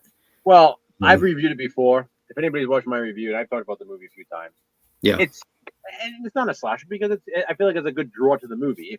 If you find a copy of this movie, first of all, buy it. yes, Because it's awesome. The pool. I always think of Dave with this, Dave Maggot, because I remember him saying when he worked at the video store, he used to see the cover and he never realized he never realized it was a slasher. And honestly, I didn't either. yeah, I remember seeing it at Movie Stop. And that's actually where I bought my copy years ago. really. And for some reason, I used to see it, and I don't know why I didn't pick it up to look and see what the movie was. I was like, a pool? What the hell is that? Like a killer pool? I don't know what the hell I was thinking it was going to be. Me too. But I never thought it was a slasher, which it absolutely is. I mean, it's a by the books. Again, another one that's a by the book slasher. But yeah, it's not just the pool setting. It's literally an indoor water park. You know, in another country, it's their version of an indoor water park. There's like a water slide. There's the whole inside of the building is this giant pool. Yes. And that's where the movie is set. And it's just, I literally started my review when I did this movie back a few years back. I said location, location, location. Yes. And yep. That is like the number one standout in the movie. Now, with that being said, the killer also has a really cool mask. Hell yeah. You also an have, outfit too. You have a young James McAvoy. Mm-hmm. You have a young Isla Fisher. Yep. And again, you have another young, sort of good-looking cast and being picked off in pretty cool ways in this indoor pool / water park. And there's a really cool water slide kill, which I won't spoil. But there's some really good stuff in this. And honestly, I love the motive of the killer. You know what? I do too. And it's simple, but I do. It just, because it's not overly complex. Many slasher films go into great detail. Oh, you know, and 15 years ago, and this and that, and I was adopted, and you're my brother, and you're my sister, or whatever the hell. So shit. Like, this movie is basically a straightforward motive, and it's like, okay, you know what? I get it. Yeah, I do too. Like, this shit happens. So this is the one that Hobbs is saying is on Tubi? It's on YouTube. Oh, okay. You say it's on the tube, free. I will say this though, guys. One time I went to grab a clip from YouTube to use in my review video. It's very pixelated on YouTube, just so you guys know, just so you're aware. So obviously, if you can find a copy of it, I definitely recommend just buying it. Definitely. It's an awesome movie, and like I said, it is kind of pixelated on YouTube. But if it's the only way you can watch it, then watch it. I mean, it's really worth it. Big thank you to Jay Super Awesome, because he's actually the one who sent me this. He showed it in one of his pickup videos. He said, I already have it, but this movie's so hard to find that I just picked up another copy. And I said, dude, I'll buy it from you. I'll trade you something for it, whatever you want to do. And he just sent it out. To me, from the kindness of his heart. And that's Jack. He's an awesome dude. Yeah, I grabbed the DVD, like I said, at Movie Stop years ago. I also have a VHS copy, and I have a screener VHS copy. Really? Yeah, I love the movie. I really do. And it's amazing. I would love to get a Blu-ray with interviews from McAvoy and Fisher and see what they think about the movie now. You know what I mean? I like how, I mean, this isn't a spoiler either. Like, they're a couple in the movie, which is kind of interesting. Like, the two famous faces in the movie are they're the couple in the movie. Like, they're together in the film. So it's just interesting how they end up being like the famous people from this movie. I would definitely be interested in that too. I would pick up a Blu-ray anyway, just because the movie's awesome. Oh, hell yeah. And plus, there's so much they can do with it. I mean, James McAvoy's still acting. Isla Fisher is still acting. And, if they put out a Blu-ray and didn't get interviews with them, then they're wasting a really good opportunity, in my opinion. Craig, we're kind of doing stuff that's not as popular, so we didn't include Cherry Falls. We talked about it, though. That was did. one of the ones we talked just about. felt that putting in there. now with the Scream Factory release and more people have seen it, and it seems a bit more popular. Yeah. So we didn't. Joe and I both love Cherry Falls, big time. I want to point out that the pool is so good that Jason had it as his number 2. He just switched it while we were doing this. I did because I honestly started thinking about my number 3, and I was like, it's too good for number 3. It really that's is. The thing. I honestly would have had the pool probably at number 2 as well. Yeah. But our number 2 is the same. Yeah. Correct? Which means our number 1 is the same. Our number 2 is Monster Man from 2003. I don't even know what to say about this movie. I don't know why people don't talk about it. This was a first time watch for me. It's so much fun. I wish I had gotten the DVD when I had the chance years ago. I have it on VHS though. Brian and I had talked about this, and Reddy, if he's still in the chat, he was in there here earlier. This is the movie I was talking about. I know he liked this one. Him and I had talked about this one a while back. He had always told me I needed to see it. And, it's one of those movies where I don't know why I didn't watch it sooner. It's like... because nobody ever talks about it, it's really. Like Clerks meets the Texas Chainsaw Massacre and Wrong Turn. Yep. That's kind of what it's like. It's maybe one of the funniest slasher movies I've ever seen. Yep.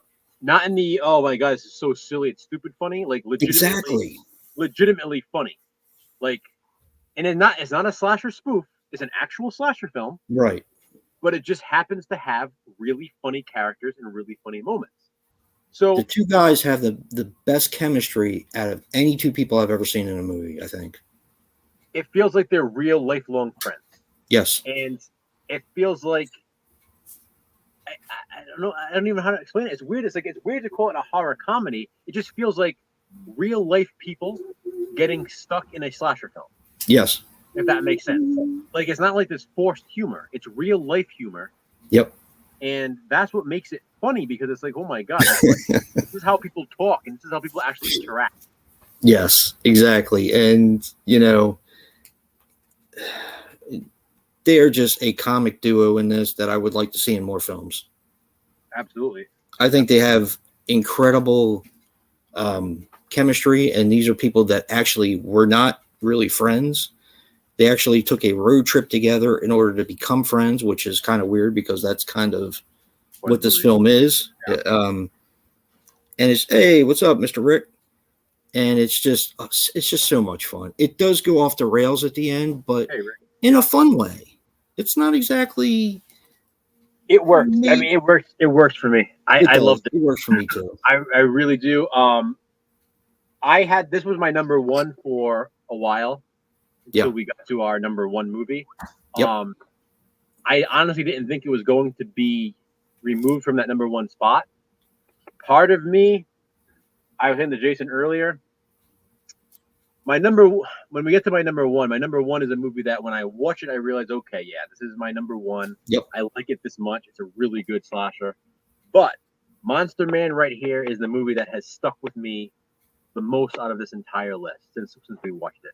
I think about this movie ever since we watched it. I loved it so much. It was only a first time watch, but it is one of my favorite first time watches in a long time. Another one is hard to find though, except for on 101 Films. It's very the Blu-ray. It's just one of those movies I wish I had watched it sooner. It's like one of the things you kind of regret, like, why did I not see this sooner? I absolutely loved it. I had so much fun watching this. It's another one that does some things that you don't expect it to do, and doesn't do other things that you would expect from the movie. So I kind of like that. All right, Hobbs, what's your question before we get to our number 1? Before you ask this question, the 101 Films has a commentary track with them two guys on it. I would love to hear that. Yeah, I think that would be hysterically funny. That's what Ben just said. He said it's really fun. Yeah. Commentary track. Yeah, Hector, that was sort of the idea. We wanted to cover some slashers that. Thank you, Hector. Some of them people would like, but others would know, but others people might not, and then that's why we picked a lot of these. We we felt like a lot of these deserved more attention than they get. Even the Midnight movie was actually on our list, but when we went through them, we kind of explained in the beginning. Joe did that we weren't sure if we were going to do 20 or 25. We ended up with 24, and they just said, are we going to pick another one, or are we going to lose 2 and just do top 22 because it's 2022? So Midnight Movie is one of my favorites, and it is it was a consideration. So Absolutely. yeah. So was the companion film too, Killer Movie. That was also a consideration. I'm still waiting for your question, Hobbs. Here it is. Oh, is this a particular? So basically, he just explained it. He kind of just answered your question before you asked it. Yeah, we just chose basically random slasher films released between 2000 and 2009. Yep. You weren't here earlier, Hobbs. We're going to be kind of doing this sort of as like a series, just from time to time. You know, it's not going to be any certain schedule for it. We're going to be doing these retrospective rankings. We're basically calling them, where we're going to watch like 20 to 25 movies in a certain category. Our next category is going to be Full Moon, which if Brad is up for it, he's going to be doing with us. We're going to be watching 22 Full Moon movies, and then doing. But there's going to be a catch to that we're not going to talk about. Yeah, and we're going to do the same thing. We're going to watch them, and we're going to rank them, and we're going to do a live stream ranking them and talking about them. We just decided to start with 2000 slashers because there's a lot that people don't talk about, and we just literally just went through our collection and said, "How about this one? How about this one?" And we ended up just narrowing it down to 22. Yeah. We had probably about 100 or so on the list. And I remember going through them and saying, nah. Yeah. Is this one too popular? I mean, we did include Stay Alive. We included Cry Wolf, and those were the only 2 that had an actual theatrical release. I'm pretty sure. Maybe Shredder had a theatrical release. I don't remember. But anyway, we did include them because they don't get talked about. Venom. Venom was the other one. Yeah. That had a theatrical release. But all right, so on to number 1 now. Our number 1 is the same. So it is from 2004, Satan's Little Helper. Yep. That was our number 1 movie out of these 22 slashers from 2000 to 2009 that we watched. Yep. Like I just said, this is a movie. I've seen this movie a lot. This is probably the movie I've watched the most on this list, to be honest. I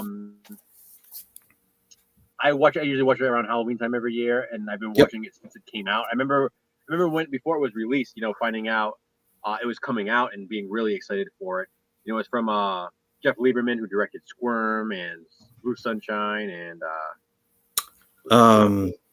oh shit, what was the name of that movie? The one from, there's a few of them from the 80s. But yeah, Lieberman he did some other movies that I like, and this was his first movie in a while around that time, So when it came out, I was so excited for it. I had seen the pictures of The Mask, and The Mask is what really drew my attention to the movie. The Killer's Mask and Satan's Little Helper is amazing. Which is right here. It is a Halloween slasher. It takes place on Halloween. It has a terrific Halloween atmosphere. Yes, it does. The town in which it is filmed, it is all decorated for Halloween. There are leaves on the ground, pumpkins everywhere, Halloween decorations everywhere. There's a scene where they literally buy Halloween candy in the store. It is just, there's a Halloween party, a big Halloween party where everybody's dressed up. It has basically everything you could want in a Halloween slasher. Plus, it has Catherine Winnick in it. I was going to say, it has Catherine Winnick in a very sexy outfit. Oh my God. It is ridiculous. Yep. It is probably it's some of the sexiest non-nudity you will ever see in a slasher film. I think so, actually. Plus, she was on Vikings, so I always kind of had a thing for her anyway. She was a total badass on Vikings. So yeah, really good movie. Just to let you guys know that will be coming out on Blu-ray. Is actually getting a release from Synapse, and it's coming out it's either October 15th or October 25th. I think it's October 15th, if I remember correctly. So, but that is getting a Blu-ray release with a slipcover from Synapse, and for the perfect time of year, Halloween. Yeah. Again, so yeah, it's just one that when I watch it, I realize, wow, I love this film. Like Yep. I forget how good it is until I'm watching it, and how much I love it until I watch it again. And I watch it like every year, like I said. I'll probably watch it again this year for Halloween Yep. time. It's just one of those movies for me. And again, it has that great Halloween atmosphere to it. Monster Man is I'd say it's a close second. It's so freaking good. I don't Yeah. More people need to see Monster Man. If you haven't seen Satan's Little Helper, you need to check that out as well. Absolutely. I mean, every movie on this list, the Pool, obviously, if you can find it. Shredder is just a fun, good time. Venom, I want to talk about Venom again. Again, Venom is one that you can get in multi packs, very cheap multi packs. It Yep. was released on Blu-ray, but I don't think that's in print anymore. But it's on plenty of multi packs, like the whatever they are, the Echo Bridge multi packs. Yep. If you can That's how find, I first saw it. if you can find one of those with Venom on it, definitely pick it up. And coming up this coming Saturday, our positive spin for Venom will be up, so you'll be able to Yeah. hear us talk about that one a little bit more. Yeah. Anything else you want to say about these? Yeah. Satan's Little Helper can be quite pricey. Now this 3-pack didn't really go for a lot, but I don't know that it's in print anymore. And this actually has two of the movies that we talked about with Splicer, which is also The Wisher, and Yeah. Satan's Little Helper. So if you can, I know a lot of you guys want to see this. You're probably like we are. We hear about a movie, we really want to see it, so we want to go out and pick it up as soon as possible. If you can wait a little bit, because it does get a little pricey, and it is coming out in October, which is, it's only a couple months to wait. Yeah. So. And like you said, it's a good time to watch it anyway, so pick it up and then watch it that day. Yeah. Yeah, it's a fantastic movie. The only thing I regret now is that I didn't pick it up when I found the individual version. Yeah, see, I have that. I'd like to get it on VHS. It's kind of a rare VHS, and just because of how I am with it being a completist, I'd love to get it on tape too. What year did that come out again, Joe? 2004. Okay, yeah, that was when they were still doing VHS. But yeah, just kind of reiterating, we kind of picked these films because they're a little bit rarer. I mean, it's just ones that people don't normally talk about. We ended up doing a positive spin on two of them, which I thought was kind of interesting that we ended up doing that. But, sometimes it's hard to find a diamond in the rough when you're looking for a horror movie that, you're going to like, because you have to wade through a lot of crap sometimes. So, maybe our top 5, even our top 10, actually all the movies are worth watching. But if you go like from the top 10, I don't really think you can go wrong. Exactly. But that's my opinion. So, but yeah, this is the kind of stuff that I enjoy doing. This is the kind of stuff I've always enjoyed doing. Joe as well. We pick out movies that maybe not a lot of people have heard of, and try to introduce them to people. So. And again, for our next category when we do these, and it's not gonna, it might not be next month or even the month after. What we're gonna do is whatever. Our next category is going to be full moon films, and when we pick the movies for that, we're not gonna do like Puppet Master and Subspecies and stuff like that. We're gonna try to stray away from those, kind of do more of the lesser talked about full moon movies. This is region locked. It's region locked B, Bones, but I don't remember. I don't know how hard the DVD is to find, so you might be better off doing that. I know some of these companies, when they put region B locked, it's not necessarily region B locked. Yeah. And I do have a Blu-ray player that can play all stuff, and I didn't have to change the settings in order to play it. So kind of take that with a grain of salt, I guess. But just let me know if you don't have it. I do have the DVD of this, so just let me know. But yeah, I could probably hook you up. At least I think I still have it. I might have given it away, but I don't think I did. I'd have to check. But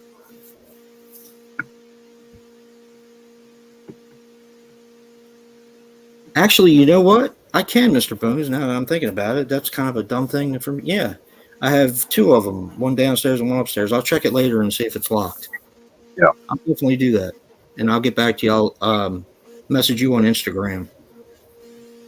So yeah, that's a good way to check it. I didn't even think about that. Cut is very good though. It's a little bit different. It goes in a different direction than a lot of slasher movies. But yeah. Question for you, Joe. Have you seen Killer Joe? Oh, of course, yeah. William Freakin? Freaking, yeah. I watched that again. It's been a while since I've seen it, but I watched it again tonight before our stream, and that movie is so damn good. Yeah, I love that movie. Oh my god. It just goes completely off the rails at the end. Yeah. But yeah, I have the regular version. I have the unrated version too. I got the unrated DVD, I think. Do you? Yeah. I Yeah. have the rated DVD and the unrated Blu-ray. I want to get the Blu-ray. That's one of the movies actually I'd upgrade. When I find the Blu-ray, I'm going to pick it up. Yeah. At the time when I bought it, it was a blind buy. So I just, at the time, it was like when it first came out, I was like, I'll just grab the DVD. And then I watched it and I loved it. So I was like, shit, I should have got the Blu-ray. So I'll grab that eventually. Do you want to just go for 10 more minutes? Yeah, we'll make it Okay. 2 hours. Even 2 hours. If anybody has any questions on any of the titles. Yeah, anybody want to discuss any of the titles we mentioned? Yeah. Again, another reminder, next Monday night, we'll be doing another live stream. It'll be us two along with Brad. It's kind of like a Super Slash Bros live stream way, where we're going to be talking about, well, we're going to be watching Once Upon a Time in Hollywood, and we'll be talking throughout the movie. Again, you don't have to watch along with us. We're going to be talking the entire time because it's movies that we've seen and we love. But it is the anniversary of the Manson murders, and we felt like it was just a good time to do that, to watch that movie. So we'll probably watch it. I don't know what time we'll start, but we'll start it so that way it sort of takes place on time. So when they hit like midnight onto August 9th in the movie, we'll be hitting midnight August 9th here, Eastern time. Hell yeah. Yeah, that'll be a lot of fun. I love that movie. I think it's great. I know you. Shoot, I can't wait to show you The Hateful Eight now. I can't wait to watch that with you. Yeah. See what you actually think of that. I don't think it's going to blow your wig off like Once Upon a Time in Hollywood, but I do think you'll appreciate it for what it has to offer. So, what's a horror movie? The slasher deserves a better movie around him. Think about that. It's a horror movie where you thought the slasher. Oh, that's probably. I would think that would be easy because there's ones that. You would think. Yeah, you would think that would be easy. So there's probably an obvious one that I'm not thinking about. One I'm going to go for, but I like the movie. Well, actually, there's two of them, and they're both from Wild Eye. One of them is Bone Jangles, even though I still like the movie. I think they could have done a lot more with that character had all the other stuff not been in there. I can see that, yeah. And the other one I'm going to go for is one that a lot of people really like. I like it too, but I think it would have been better if they had done a little bit more with it, and that's Pickaxe. I really enjoyed it, but I think they could have done more with the actual film itself. Let's see. You think of more mainstream ones. Yeah, that's what I'm trying to think of. I hate to say it because I love this film. I really do love this film, but I know that a lot of people have a problem with it, and that's New Year's Evil. I love the film exactly the way it is. I don't mind that they kind of out the killer early, but I know a lot of people kind of like the music. They like the fact that it's a time capsule, but what bothers them is the actual killer itself. So I think New Year's Evil kind of fits that a little bit, I think, even though I wouldn't change it, but that's just me. Interesting, David. I love The Burning personally, but I don't think you're the first person to say that. So. No, and I've never been a big fan of the makeup in it, the makeup for Cropsey. For Cropsey, yeah, I've always told you that. I've never been a big fan of it. I love the movie. I think the movie is incredible, but I think when his makeup is revealed, I'm not as keen on it as a lot of other people were. Yeah. So more done with crops. Yeah, I like The Burning. Yeah, I like The Burning as well. Yeah, the makeup to me was just kind of eh. So, yeah, that's one. Here's another one that people seem to have a problem with, but I love it, and that's Final Exam. I love Final Exam. People don't like the killer. Me, I like the fact everybody's like, well, I don't like the fact that he doesn't, there's no reason for him being there or motivation or anything, but I kind of like that. Me too.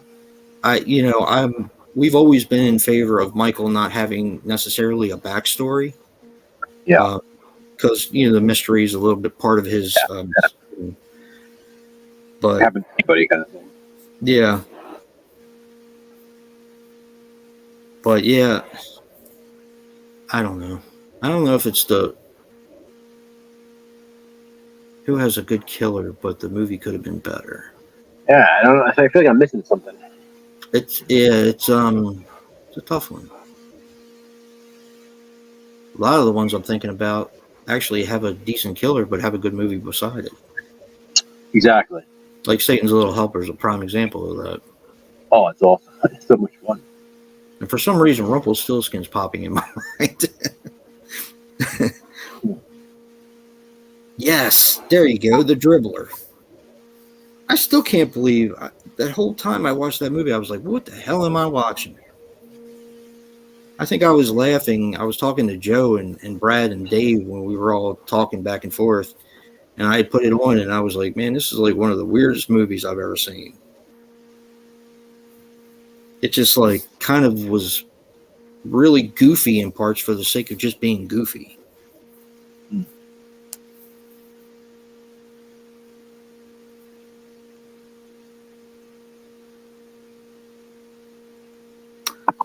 Okay, I'm going to say it now.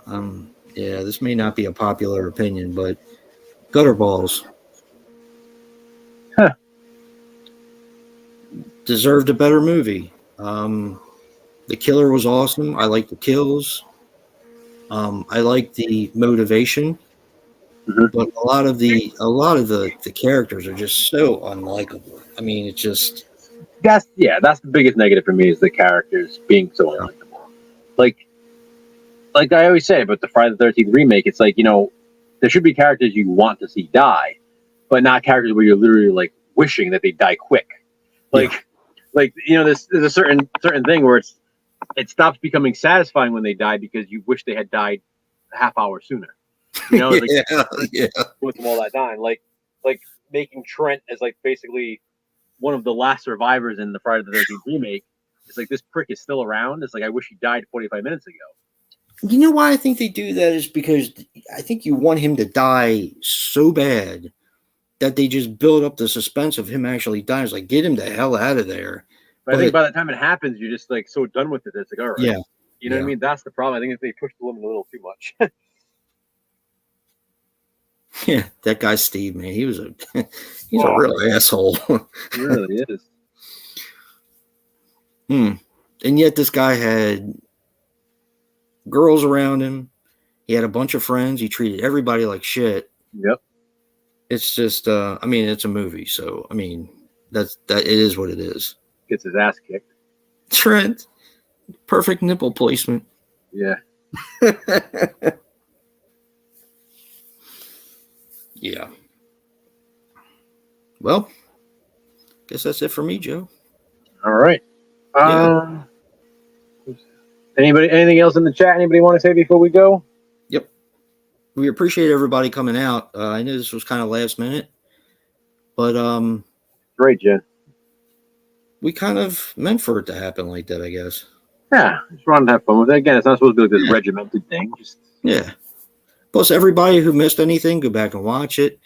I think we definitely watched 22 lesser known slashers from that time period that deserve a watch. I agree. Yeah, definitely. So, like we were saying before, I don't know if you heard, next will probably be a full moon. There is a catch, but I think Brad's going to be doing that one with us if he has the time. So, yeah. All right, everybody. Thank you for joining us. Thank you, David. I appreciate It's that. been fun. Again, don't forget, next Monday night we'll be live again. Yep. And we'll watch Once Upon a Time in Hollywood. So you guys can watch along, or you can just join us in the chat. Yeah. All right, guys. Thank you. See ya. See you, everybody. Thank you.